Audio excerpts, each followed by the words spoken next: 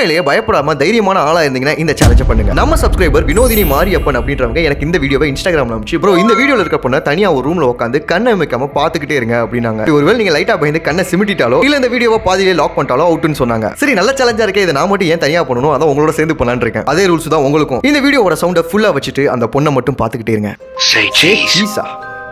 Cheese.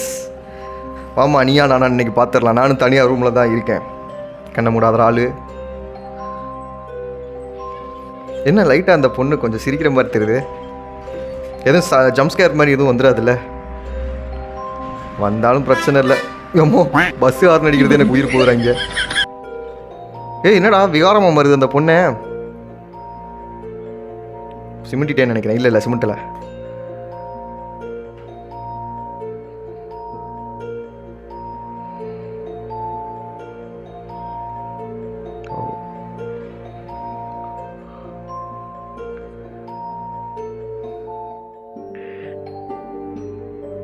அம்மாடி அம்மா.